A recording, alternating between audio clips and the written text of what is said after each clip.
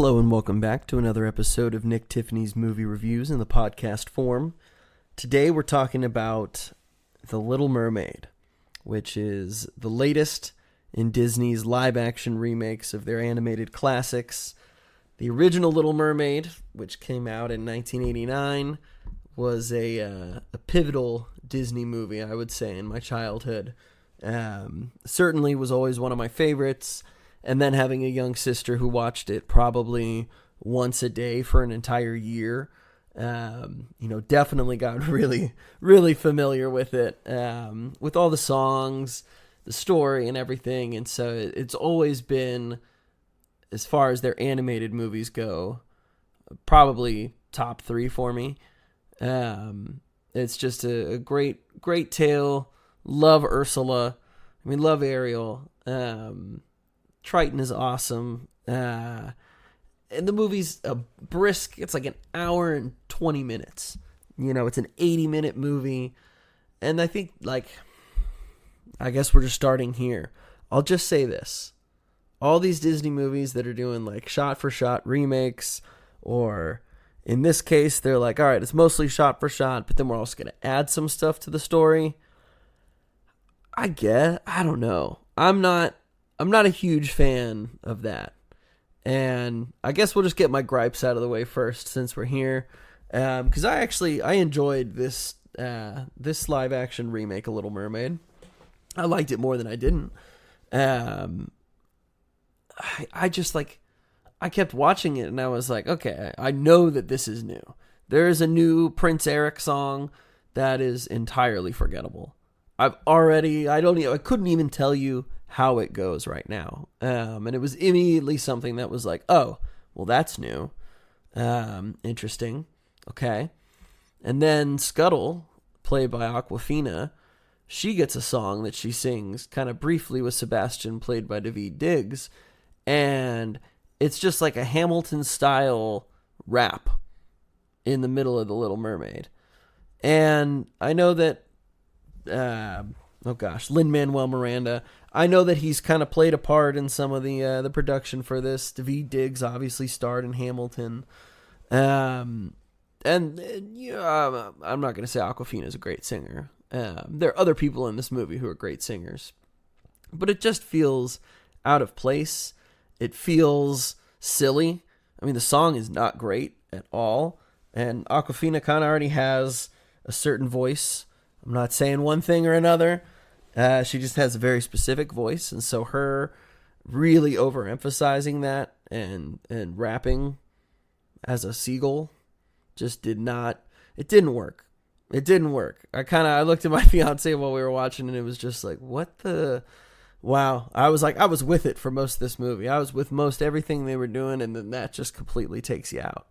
So, that aside, and the, whatever. The addition of Prince Eric's song is fine. My only other real gripe is the fact that, just like The Lion King, the animals look too real. And yeah, maybe some people are like, well, it's supposed to look real. It's live action. I get that. But I almost wished, I remember they had some render of Flounder that was going around, and I don't think it ended up being true. But Flounder just looked silly. He just looked like a silly fish. Kind of real, but almost hellish as well, but definitely had more animated eyes and a mouth and all this kind of stuff. And then it was like, oh, there's no Flounder in the movie. And it's like, okay, well, you know what? Maybe that's better, because I guess if they're trying to do a more serious live-action take, it might be easier without Flounder the fish. I don't know. Maybe they would tell a different story or mix it up a little bit. But no, we get really photorealistic sea creatures in the movie, which is fine, but every time there's a musical number, or any time they talk, and any time they feel an emotion, just like in The Lion King, you just don't read any of that. None of that shows on their faces.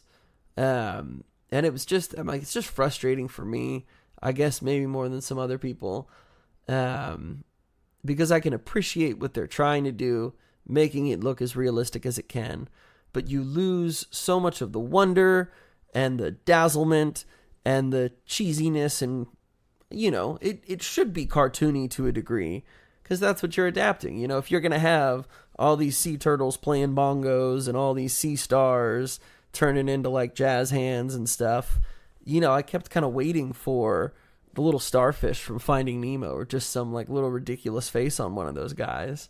But it wasn't there. And so, and again, I'll say that's about it as far as any of my gripes go. Again, I liked this movie. We'll move into what I enjoyed. I feel like I just kind of had to get that out of the way and off my chest, because I don't know how many live action Disney movies we are deep now, but I still think none of them has touched Kenneth Branagh's Cinderella. But again, that might also just be me. Halle Berry takes on the role of Ariel, and that's Halle Berry of Halle and Chloe. I don't even know the right description for the kind of music they do, but they're just great singers, great artists individually and together.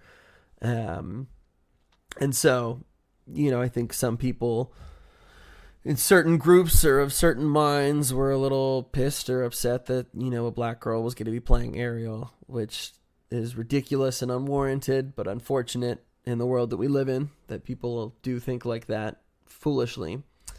I thought she was terrific, though. Her voice definitely, she's got a beautiful, beautiful voice.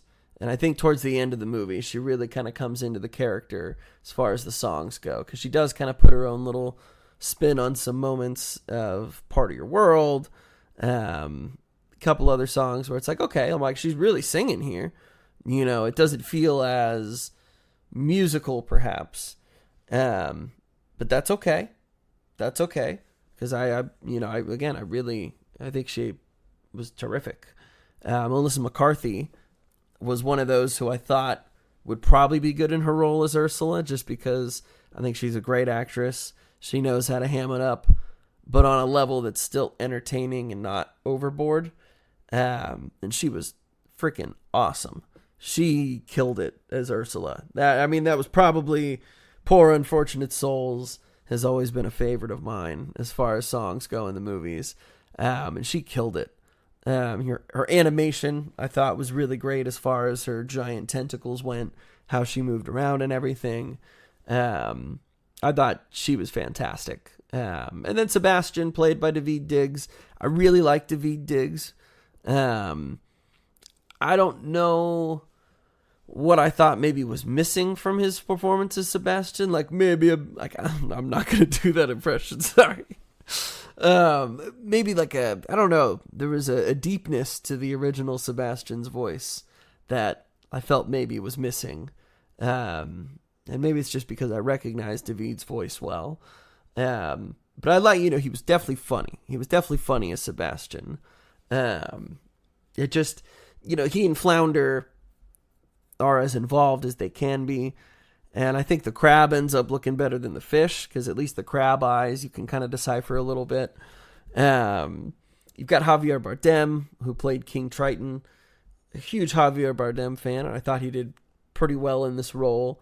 When he kind of pops out of the water, his wig looks a little odd. And I think this is just a symptom that we're all going to be feeling in a post-Avatar 2 world.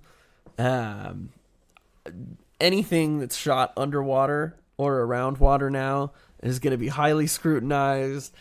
I noticed tons of stuff in this where it's like, okay, it's crazy to me. Obviously, I know Avatar had the biggest budget of any movie ever. But it is just, it's hard. It's hard to look at both oceans, the sea life, the seamlessness of the actors. You can tell, obviously, in Avatar, they were filming underwater, and that's why so much of it looks so realistic. And in The Little Mermaid, you can tell, okay, a lot of this probably wasn't shot in water, and that's fine.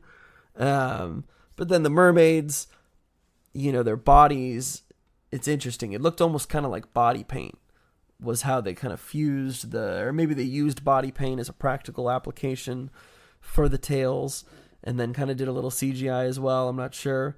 But their take on mermaids and how they looked was also interesting. But also in my head kind of paled a little bit in comparison. Again, it's not a fair comparison, but if Disney wants to own everything, including Fox, who produces Avatar, then you know what? I think we all deserve for Disney to step it up just a little bit. Just a little bit when it comes to these live actions, you know?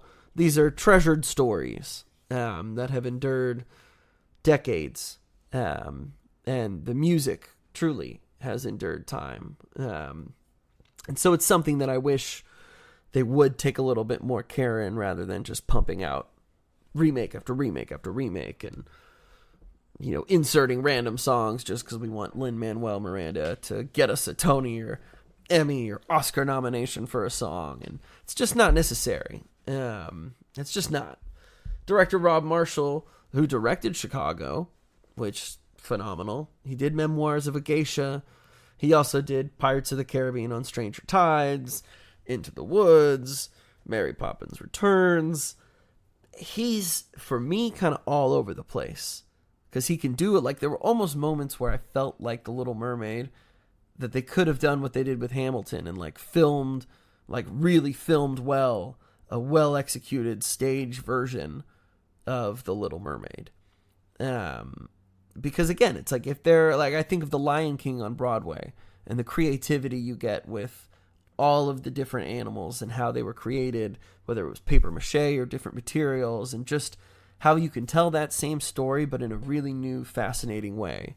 And so I was almost waiting for some of that as well when it came to this movie. It's like, how can we make it just a little bit different, or how can we kind of stamp our own take on this? And so then I think of Into the Woods, though, which I liked the music, but I think the movie's kind of all over the place. And Mary Poppins Returns, I kind of already forgot about, as well as that Pirates of the Caribbean movie. So I'm just, Rob Marshall, he's a safe bet. This movie's a safe bet. It is already just, I think, again, the story itself and the music really lends it to being a step above some of the other Disney animated content. And I liked it. I did. I enjoyed it. It's definitely something I would watch on Disney Plus. I did want to see it. I missed it opening weekend. And it was one I was like, okay, you know what? I'll go see this on my own if you don't want to watch it. But I'm glad that I watched it with great company. So it was a good time. It was. I don't know what the next Disney live action is. Again, I just hope that, put that little bit more time and care into it. And then I think they're really going to have something spectacular. But Halle Berry, Melissa McCarthy, phenomenal top to bottom, incredible music numbers. This is something everyone in the whole family will enjoy. Just, be aware. It is longer and there is more in this movie than the first. So don't expect a quick little wham bam thank you ma'am like the first one. But thanks again for listening, guys. And we'll be back soon with more summer blockbusters. I mean, we're rolling at this point. So stay tuned. Thanks.